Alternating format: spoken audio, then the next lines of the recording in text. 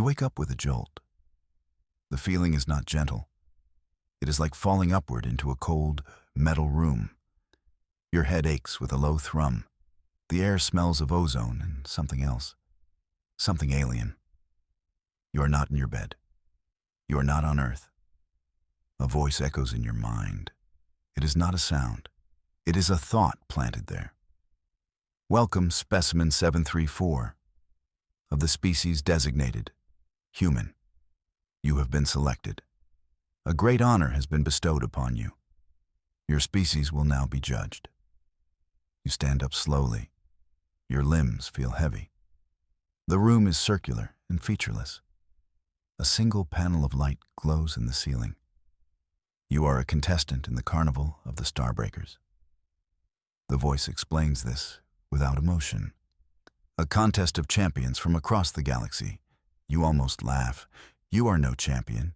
You are an office worker from Cleveland. The voice continues. It explains that your world was watched for a cycle.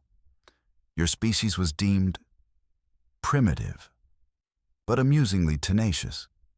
You are their wild card entry. A cosmic joke for the elder races to enjoy. You are here to fail. You are here to prove them right. Their laughter echoes in your head, a cold, sharp sound. They think you are a joke. You clench your fists. You will show them what a joke can do. The wall in front of you dissolves into light. It reveals a breathtaking vista. You are in a vessel of impossible size, a floating city among the stars. Great spires of crystal and chrome stretch into a nebula. Ships like silverfish swim through the void between them. The beauty is overwhelming. It is meant to be. You step forward onto a floating platform. It carries you out into the open. The scale of this place is staggering. 1,000,000 lights from 1,000,000 windows stare down at you. This is the staging ground. This is the gilded cage. The air is clean and perfect.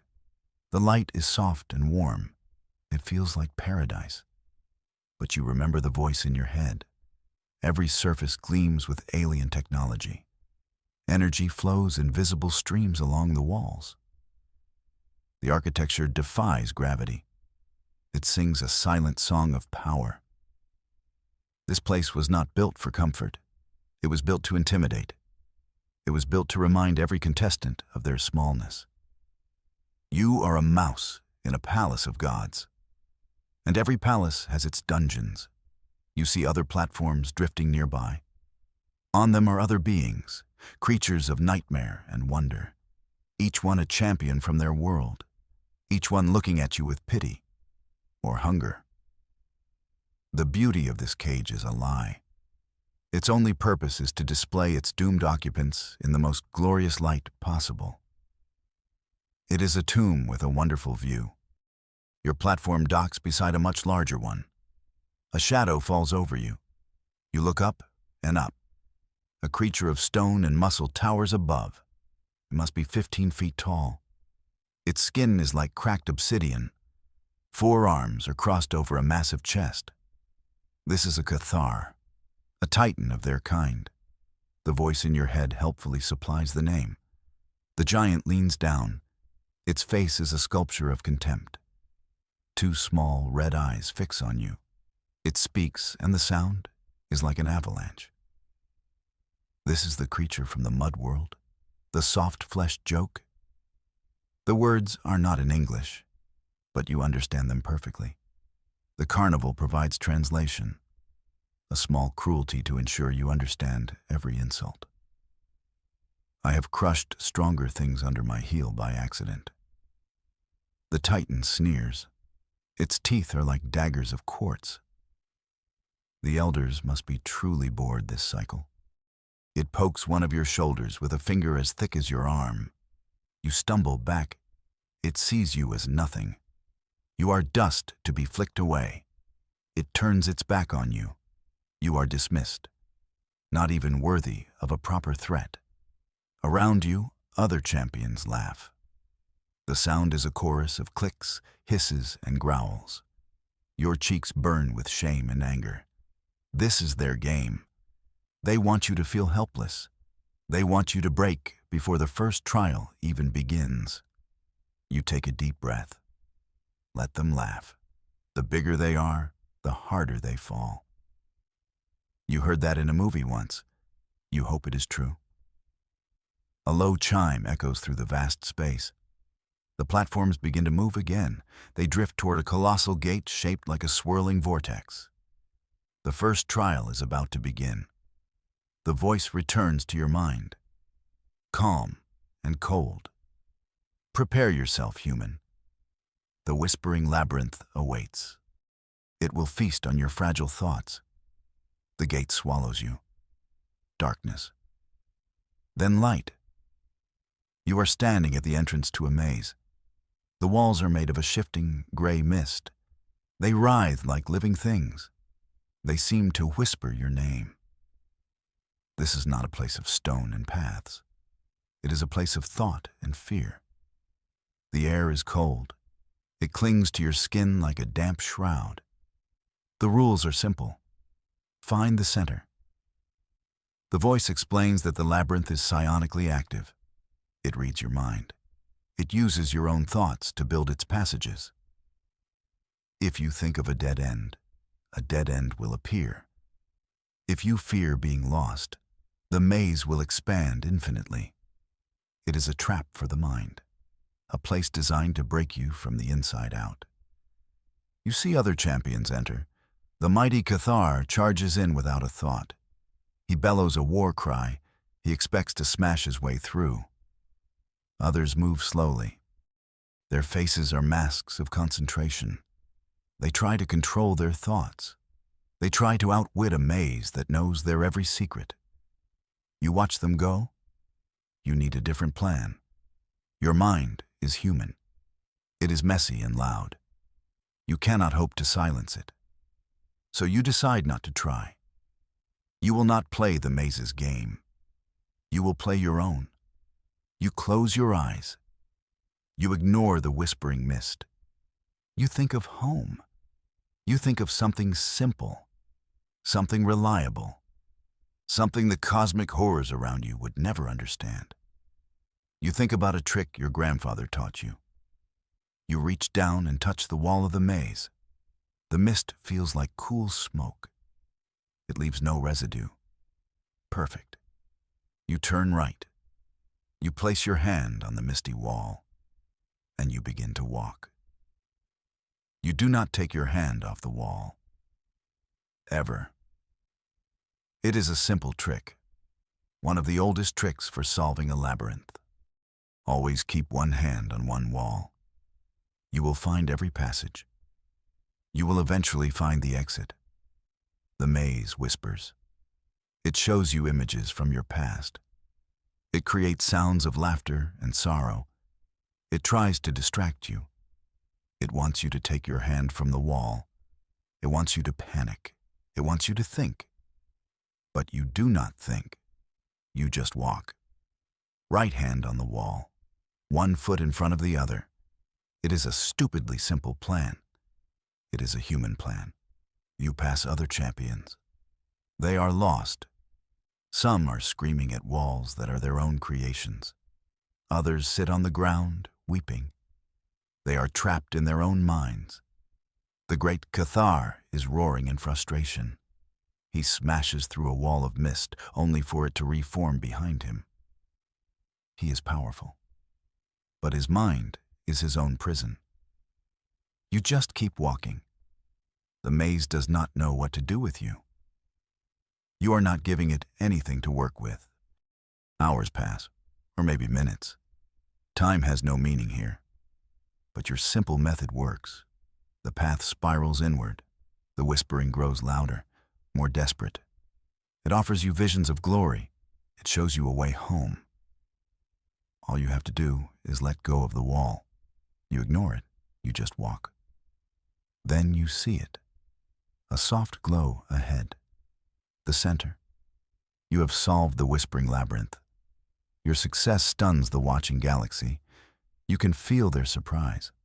a wave of silent shock from a million unseen eyes. You step out of the maze into a vast, circular chamber. In the center floats a single, golden orb. The goal: you are the first to arrive. You touch the orb. A chime echoes. The trial is over. For you. The misty walls of the labyrinth fall away. It reveals the entire maze and all the lost souls within it. They look at you with disbelief. The primitive has won. The gilded cage reappears around you. The other champions are eventually released from the maze. They are shaken, defeated. The mighty Cathar looks at you with a new expression. Not contempt, but hatred. You have embarrassed him. You have shown him that strength is not everything. You have made an enemy. You are guided to a new platform. This one is made of pure crystal. It rises high above the others. A place of honor, a place of isolation. You are no longer just another contestant. You are an anomaly, a problem to be studied. High above, in the darkest spires of the arena, things are watching. The eye of the elders is now upon you. Their thoughts probe your mind. They are colder than the labyrinth's whispers. They are ancient and powerful. They search for the trick. They seek the hidden power you used. They cannot comprehend your simple solution. It is too primitive, too illogical. They cannot accept that a creature like you could outsmart their perfect trap. You are no longer invisible to their cold gaze. You are a puzzle they intend to solve. The platform carries you to a quiet alcove, a place for victors to rest before the next trial. The other champions keep their distance. You are marked, you are dangerous. Not because of your strength, but because you are unpredictable. You sit alone. The victory feels hollow. You have only painted a larger target on your back. Then a creature approaches. It is small and slender, covered in smooth blue scales. It moves with a nervous grace. It is a Xylan, a species known for its intellect and caution. It keeps its head low. It does not want to be seen talking to you. It whispers to you. You were clever, human. It offers you an alliance.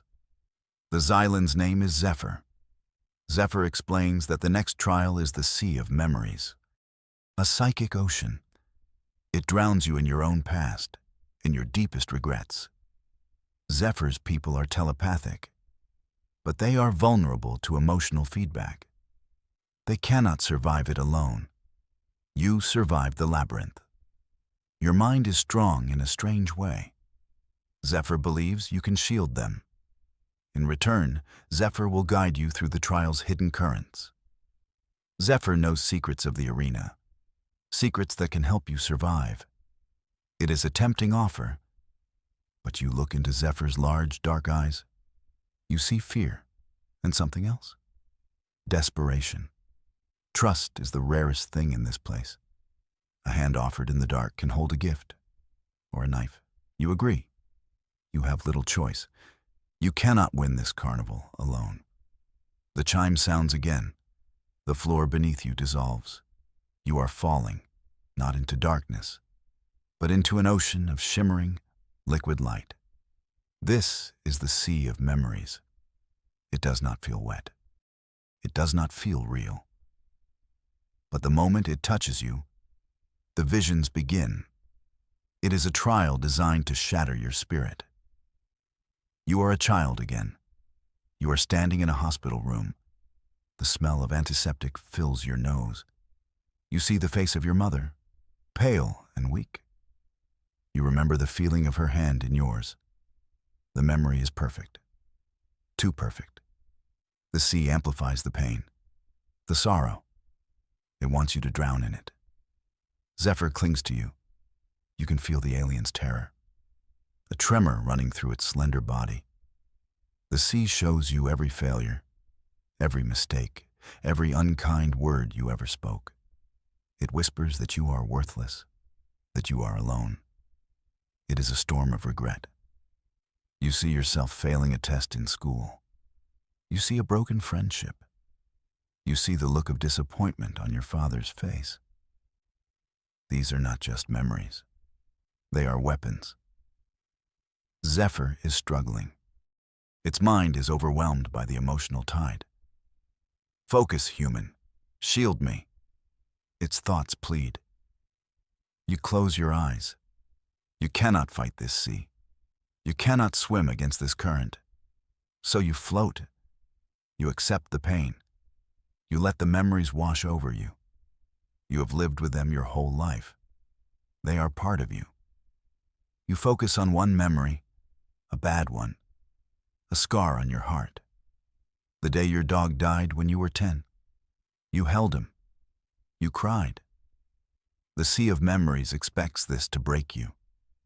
It amplifies the grief 1,000 times. But you do not let it. You remember the good things too. The years of chasing balls in the park, the warmth of him sleeping at the foot of your bed. The pain is real. But so was the love. A scar is not a wound. A scar is a memory of a wound that is healed. It is a sign of survival. You wrap that feeling around yourself and Zephyr. A shield of acceptance. The raging sea of your past begins to calm. Your human pain, your ability to live with it, becomes your greatest weapon. You are not broken by your past. You are forged by it. The alien minds of the elders cannot understand this. They see emotion as a weakness. You know it is a strength. The liquid light around you begins to thin. You have reached the other side. You and Zephyr stand on a solid platform. You are exhausted, but you are whole. You look at Zephyr. The blue-scaled alien is staring at you with awe. How did you do that? It whispers. Your mind. It is so loud, so full of sorrow, but it did not break. You just shake your head. It is called being human. You have passed the second trial. You look around. Other champions are emerging from the sea. They look hollow. Their eyes are vacant. The trial has taken something from them. The Cathar is on his knees. He is weeping silent tears. The sea showed him a loss he could not fight. It showed him a memory that even his great strength could not conquer. Zephyr touches your arm. The next stage is ahead. A moment of rest before the final phase of this trial. The elders are angry. They did not expect anyone to pass so easily. Zephyr's voice is stronger now, more confident. Your shield was perfect. Now, it is my turn to help you. The alien points toward a glowing gateway. Through there. But be careful. The price of victory is often paid in the coin of another's loss. The warning is ominous. You walk toward the gateway. Zephyr follows closely behind. The alliance feels real. You feel a flicker of hope. Maybe you can survive this. Maybe you can win. You step through the gate into a small, quiet chamber. The gate closes behind you. You are alone with Zephyr. The alien turns to you. Its dark eyes are unreadable. Thank you, human, it says. Your strength has saved me.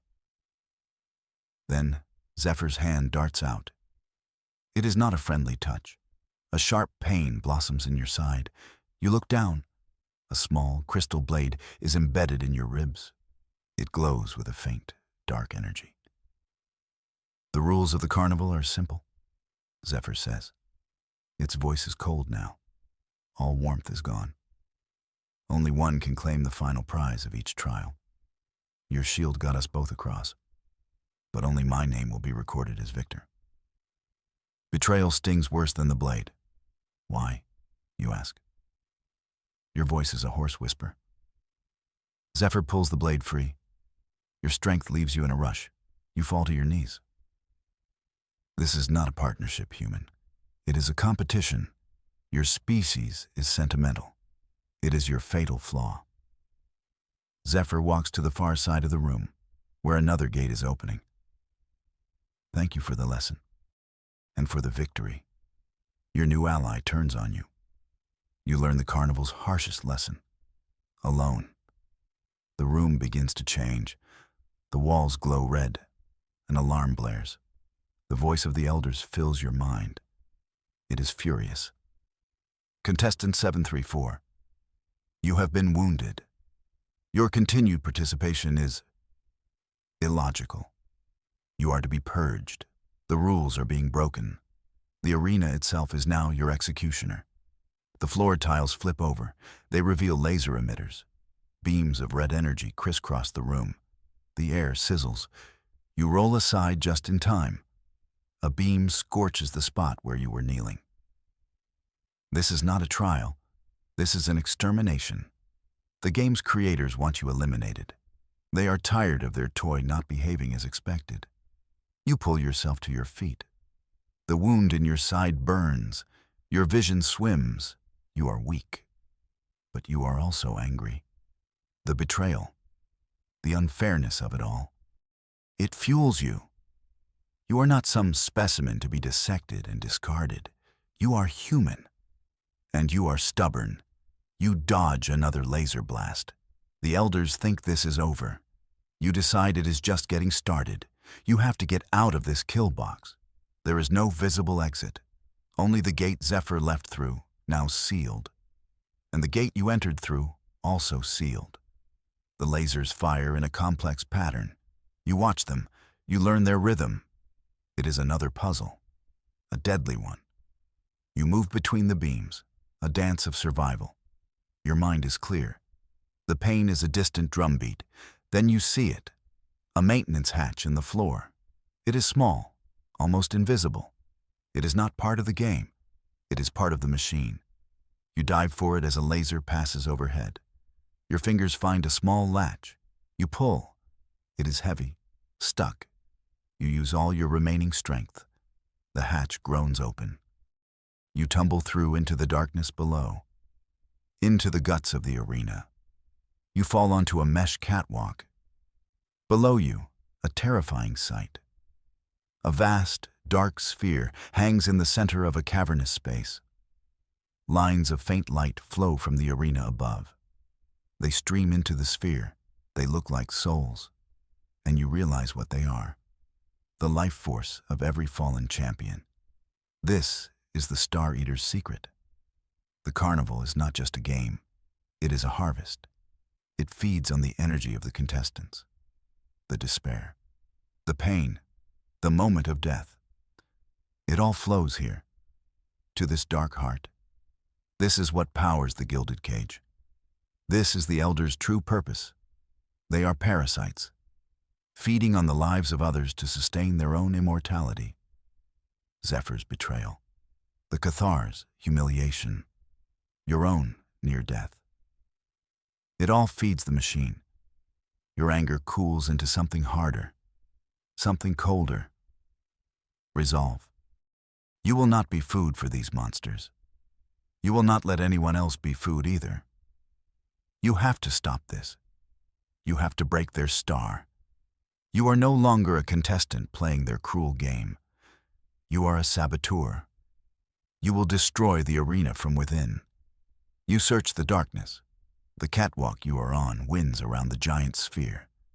It connects to various power conduits. They pulse with the stolen life energy. You see control panels, maintenance terminals. This is the arena's nervous system. And you are a virus within it. You find a terminal that is still active. Its screen is covered in alien script. But the diagrams are universal. Power flow, energy regulation, overload protocols. You remember your job back in Cleveland. You were an IT specialist, you fixed broken systems, you rerouted buggy code. This is just another system, a very, very big one, with much higher stakes than a frozen printer. You smile, a real, genuine smile.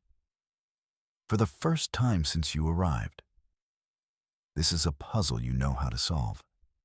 You begin to work. You cannot read the language, but you can read the logic. You start redirecting the flow of energy. not shutting it down. That would be too obvious. Instead, you create a feedback loop. You send the energy that flows into the sphere back out into the arena systems. All of it. Unfiltered, unregulated, a torrent of raw power. You are turning the weapon against its masters. The catwalk beneath you begins to shake. A low hum grows into a deafening roar. The dark sphere glows brighter. Red cracks appear on its surface. The stolen life energy is fighting back. It is a storm of 1,000,000 souls, finally unleashed. You have to get out. You see a service lift at the far end of the catwalk. You run. The arena is coming apart around you. The lift carries you upward at a sickening speed. You burst back out onto the main floor of the arena. But it is not the pristine stage you remember. It is a vision of chaos. Lights are exploding, crystal spires are shattering. The very air crackles with uncontrolled energy. Your final gamble has unleashed a carnival of fire. Alarms are screaming. The unseen audience is in a panic. The voices of the elders are gone, replaced by the roar of the arena consuming itself. You have broken their gilded cage. Amid the ruin, a figure stands waiting. The last champion. The Cathar. He is not looking at the destruction. He is looking at you. His red eyes burn with pure rage. His honor was stained in the labyrinth. His spirit was broken in the sea of memories. He has lost everything. All he has left is his need for vengeance. Against you. The arena may be dying, but he will have his final fight. He roars, a sound of grief and fury. He charges. You brace yourself. The final trial is here. Not one set by the elders, but one set by the echoes of their cruelty. The Cathar is a mountain of muscle and rage. You are wounded and exhausted. This is not a fair fight. You dodge his first clumsy swing. A massive fist shatters the floor where you stood. You are not trying to win. You are trying to survive. The collapsing arena is your ally. A shower of sparks distracts the Titan. A falling piece of debris makes him stumble. You use the chaos. You lead him on a chase through the burning wreckage. He is too strong to fight, but he is also slow. His rage makes him predictable. You are small. You are quick. You are thinking. He is just destroying everything in his path. You duck behind a crumbling wall. He smashes through it. You are always one step ahead. You see your chance. A massive power conduit has been torn open. Raw energy arcs from it, looking for a place to ground. The Cathar is cornered. The conduit is on one side of him. A chasm in the floor is on the other. He looks at you. He knows this is the end. There is no victory here for him. No honor to be regained. Only an end to his pain. He gives one final defiant roar, and he leaps. Not at you, but into the chasm.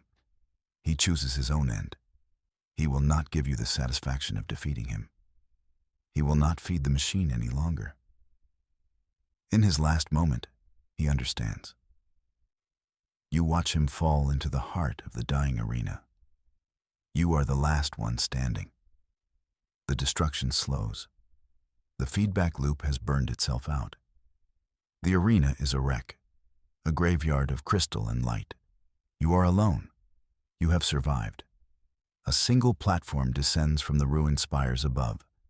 It is small, simple, not a throne for a victor, but a life raft for a survivor. You step onto it. It carries you away from the wreckage, out into the quiet of the stars. You do not know where it is taking you. Perhaps home, perhaps somewhere else entirely. But you know one thing. The carnival of the Starbreakers is over.